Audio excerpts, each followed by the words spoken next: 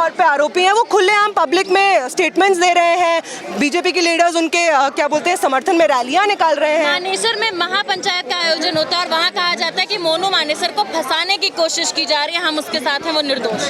वैसे तो कुलदीप सेंगर के लिए भी निकाला गया था कि हमारा विधायक निर्दोष है। यति नरसिंहानंद के लिए भी निकाला गया था कि हमारे उनको कुछ मत बोलिए।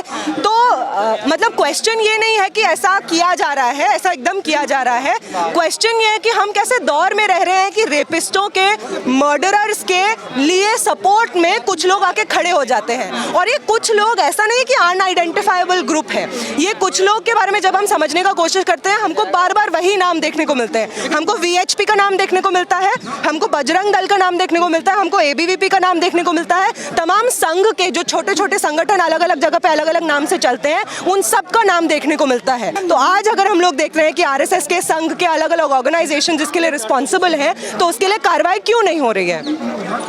मीडिया जो है गौ तस्कर वर्सेस गौ रक्षक दे रहे हैं, मीडिया जो दे रहे हैं हेडलाइन गौ रक्षक वर्सेस गौ तस्कर। यहाँ पे आप एक शायद आपने पोस्टर कैप्चर किया होगा जिसमें पूछा जा रहा है, जिसमें कहा जा रहा है कि गौ नहीं लेकिन इंसान सही। हम यही पूछना चाहते हैं। एकदम सही बात है कि जिस तरह से हम लोग देखते हैं कि सड़कों पे गायें पड़ी रहती हैं, उनकी हत्या हो जाती है, मौत हो जाती है, बहुत खराब हेल्थ रहता है। एकदम ये रिस्पॉन्सिबिलिटी स्टेट को लेना चाहिए कि जितने भी जानवर हैं इस देश में जिनको प्रॉब्लम्स हो रहा है उनका आप ध्यान रखिए। लेकिन क्या आप उन जानवर को बचाने के लिए इंसानों को मार देंगे?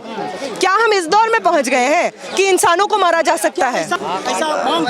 ऐसा तो चाहते हैं, संघ के लोग चाहते हैं कि इस तरह का बात बोले, लेकिन आप कभी देखिएगा ये कभी पॉसिबल हो नहीं पाएगा, क्योंकि जिस दिन इस तरीके ये इम्प्लीमेंट हो जाए उनका धंधा बंद हो जाएगा। उनको प्रॉब्लम इस चीज़ से नहीं है कि गाय का क्या हालत हो रहा है। अगर उनको इस चीज़ से प्रॉब्लम होती तो अलग अलग स्टेट्स जो क्लेम करते हैं कि हम लोग गाय को बचाना चाहते हैं, वो शेल्टर्स बनाते, काउ शेल्टर्स बनाते। काउ शेल्टर्स जो जितने यूपी में, हरियाणा में है, वहाँ पे कितना फंडिंग जाता है, इसके ऊपर बहुत सारा कामकाज है कि वहाँ पे गाय पड़ी हुई है, उनकी मौत हो रही है, इतने सारे डिजीजेस हो रहे हैं। तो गाय का बात नहीं है, बात इस चीज़ का है कि दलित कैसे सांस ले रहा है इस देश में।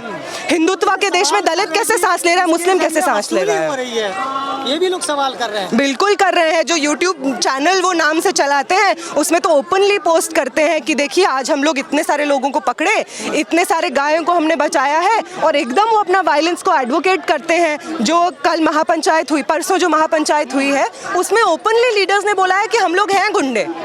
तो अगर आप मान ही रहे हैं आप गुंडे, तो आपका जगह भी वहाँ होना चाहिए जो गुंडों की होती है, जेल में। तो आप जेल में जाइए अगर आप गुंडे हैं तो। अगर कोई गौ तस्करी कर भी रहा है तो ये कितना सही है कि आप उसको जो है इस तरीके से मौत के घाट उतार दे रहे हैं? क्या कानून को अपने हाथ में लेना इतना आसान हो गया है? यही सवाल है कि मॉब जस्टिस जो मतलब नॉर्म हो चुका है। किसी को लगता है कि ट्रेन में कोई अगर इंसान जा रहा है, लगता है कि मुसलमान जैसा दिख रहा है, तो उसके साथ छेड़छाड़ हो सकती है, उसका हैरेसमेंट हो सकता है, उसको मारा पीटा जा सकता है। अगर कोई रास्ते में मुस्लिम इंसान आपको जाता हुआ दिख रहा है, उसका वायलेंस हो सकता है। कोई दलित इंसान अगर किसी गाय के साथ पकड़ा गया, वो चाहे वो कुछ भी कर रहा हो उसके साथ में, डायरेक्ट आप उसको मारा जा सकता है। तो ये जो लेजिटिमेसी मिल गई है इस तरीके के anti social, anti Muslim, anti people, anti constitution, anti democracy तत्वों को, कि वो खुलेआम मौत के घाट उतार सकते हैं लोगों को, और स्टेट और पुलिस कुछ नहीं करता है। पुलिस जो आरोपी है उनका नाम वापस ले लेता है। हरियाणा गवर्नमेंट संरक्षण प्रोवाइड करती है एक लॉ बनाने के नाम पे कि हम लोग तो काऊ बचाएंगे हम लोग करके। तो इस तरह का दौर क्यों आया है, कैसे आया है, कौन फोर्सेस हैं जो ऐसे दौर के लिए रिस्पॉन्सिबल हैं कि दो इंसानों का आपस में, हम लोगों का जैसे जहाँ पे हम लोग रहते हैं, आपस में दो लोगों का एक दूसरे के प्रति एम्पैथी खत्म हो गया है, मोहब्बत खत्म हो गया है, फ्रेटर्निटी खत्म हो गया है। हमको समझने का, पूछने का जरूरत है कि कौन फोर्सेस है जो इसके लिए रिस्पॉन्सिबल है।